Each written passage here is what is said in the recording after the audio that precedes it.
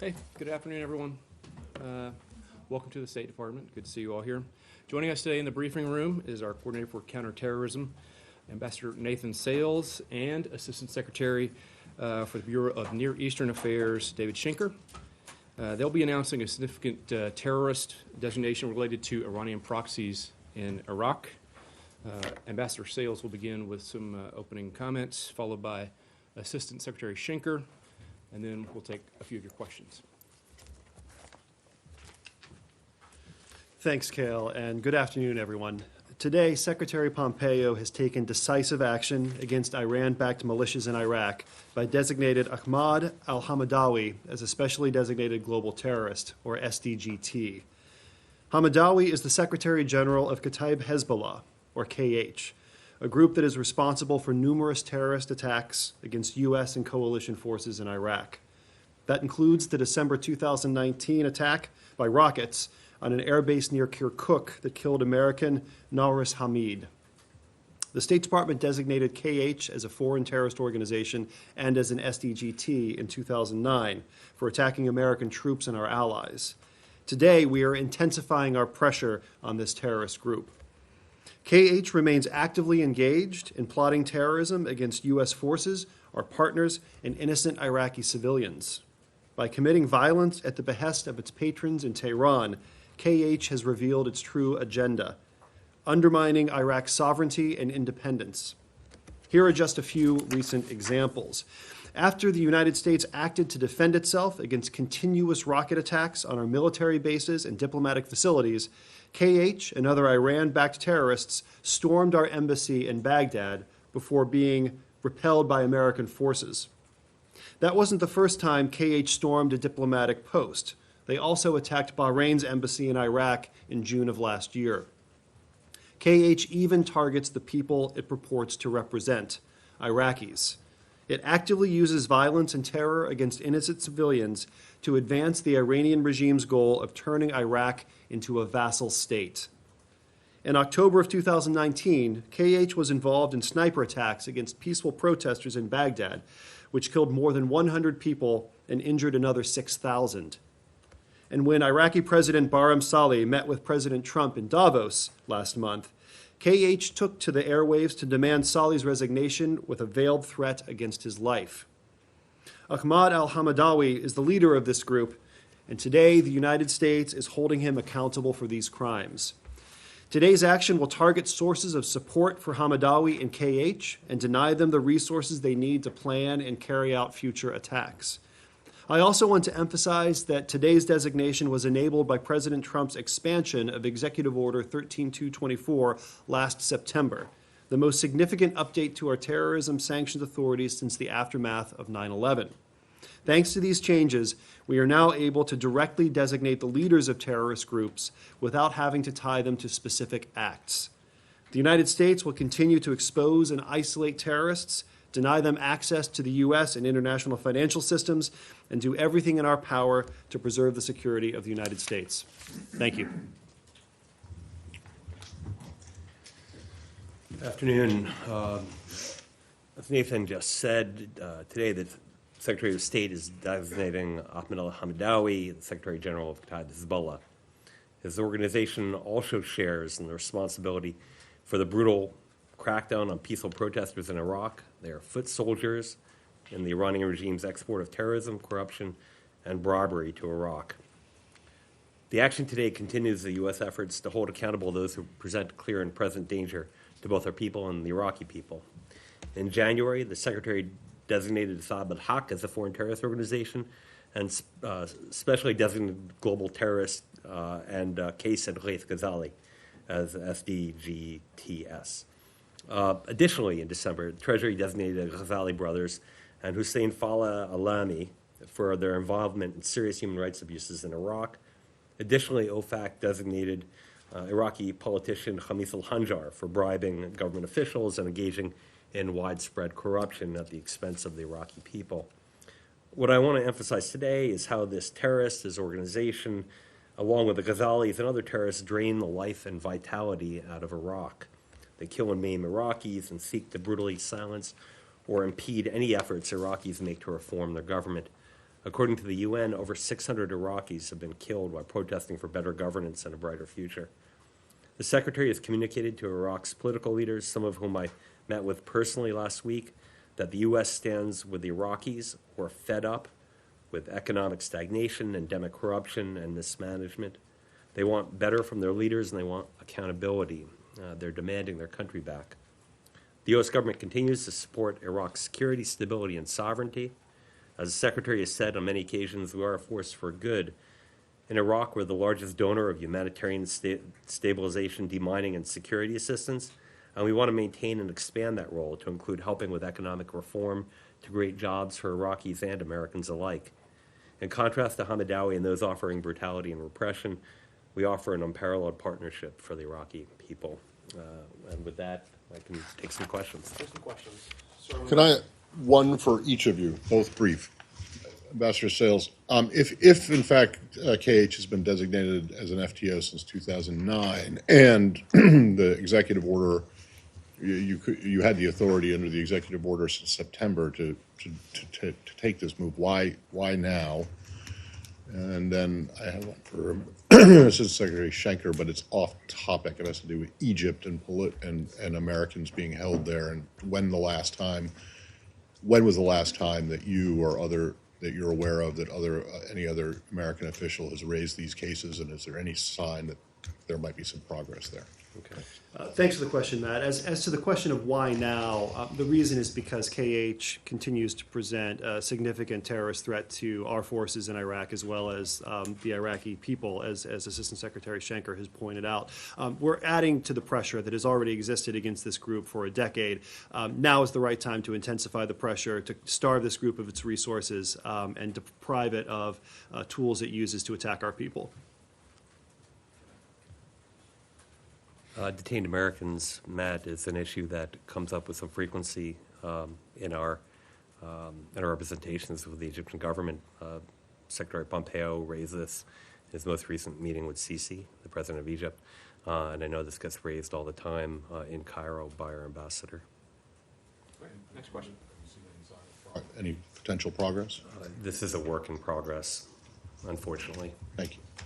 Yeah, Secretary Schenker, any update on the talks with Iraq regarding the withdrawal from there, and why the Treasury has delayed the delivery of money to Iraq a couple of weeks ago, and on Lebanon, what is the message from the sanctions today? What was the third one, Michelle? The sanctions on Hezbollah today. What's the message? All right, so three questions. First of all, I'm not aware of any Treasury delay of money being delivered. I know that the Secretary recently renewed the energy waivers for Iraq for a 45-day period, but I don't know of any delays of Treasury delivery of money. About withdrawal from Iraq, there is no withdrawal from Iraq. We are beginning to engage with the government of Iraq, such as it is, and I expect in the future, in a discussion about the nature of our strategic relationship, and that will include discussion of economics, of our diplomatic issues, and our presence on the ground. But we're not talking about withdrawal. Okay. Oh, and sanctions on Hezbollah. What message that sends? It sends a message that Hezbollah is exploiting the banking system of Lebanon, and we will hold them accountable for doing so. Hezbollah is an organization that thrives and survives based on corruption. They are a designated terrorist organization, and we will take steps to ensure that they cannot freely raise money and operate enterprises on Lebanese soil or anywhere in the world. Okay. Excuse me. You weren't called on, sir. Next question, hopefully on today's designation, Humira. It's not. I have one that is. That's life. Assistant Secretary Schenker, you were in Saudi recently. Can you talk a little bit about your meetings there, and especially about with the Gulfies and the Qataris in terms of getting the blockade lifted? The talks have broken down. What is the impediment? Why is progress so difficult? Thank you. No, I can't. No, I'm not going to give you details. I mean, obviously, this is an issue that we're working on with our friends in the region. We'd like to solve this. We think it's a distraction from the larger strategic problem of the region, which is Iran. But I'm not going to go into details of our bilateral talks. So the United Nations has a new designation on ISIS West Africa and ISIS Greater Sahara. So if I may ask about Africa, is there any additional impetus now for the U.S. and the anti-ISIS coalition to focus in a more substantial way on Africa? And is there a wait for the Pentagon decision for a posture in Africa? Thank you. Well, thanks for the question. The United States welcomes the decision by the United Nations 1267 Committee to sanction ISIS West Africa and ISIS Greater Sahara. As we all know, the physical caliphate that ISIS once held, so-called caliphate in Syria and Iraq, has been completely destroyed. But the ISIS brand lives on around the world. We're seeing increased activity by ISIS affiliates in West Africa, in East Africa, in Southeast Asia, and other parts of the world. The United States remains committed to taking the fight to those affiliates and destroying and degrading them, as we did ISIS core. The United States also is fully committed to our West African partners as they face the threat posed by ISIS, Al-Qaeda affiliates, and other terrorist groups. We will stand shoulder to shoulder with them in starving these groups of resources in our diplomatic engagement and in our programmatic assistance to build these countries' capacities to defend themselves on the front lines. Thanks. Jennifer. Are you seeing any indications of any imminent threats against U.S. interests in Iraq or in the region from Kataib Hezbollah or any of the other organizations operating in that region? Well, I'm not going to comment on intelligence matters, but we know what the group is capable of. We only have to look to its recent history. This is a group that has engaged in rocket attacks against our soldiers, against our diplomats, that has conducted kidnappings for ransom, that has engaged in abductions, and that has used explosively formed penetrators to kill and maim countless American soldiers. I think we can take them at their word that they see the United States as an avowed enemy, and that's why we're amping up our financial pressure on them to starve them of resources. And then could I quickly for Assistant Secretary Schenker, are you any closer to taking any action against Egypt for the death of Mustafa Qasim in custody? It's work in progress. Yes. Yes, your sanctions on Kataib Hezbollah, it's part of the popular mobilization forces. So do you see that as an issue? And does it reflect more broadly on your relations with the Iraqi government and the Iraqi government's failure to protect American personnel in Iraq? Thanks, Lori. Yes, Kataib Hezbollah is a member of the Hashid. It is a constituent group. It's funded by the government of Iraq. This is problematic. It's deeply problematic. And we are certainly concerned about the government of Iraq's failure to protect the U.S. diplomatic facility and other facilities throughout the country. Most starkly on December 30th, January 1st, December 31st and January 1st, when the government did not fulfill its obligations, its international obligations to protect the embassy.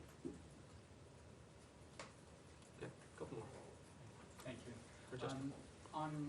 Since you said, the U.S. said that it has restored some deterrence against Iran and its proxies after the Soleimani raid, have you noticed less attacks against U.S. interests in the region, or the trend by Kataib Hezbollah and other is the same than before?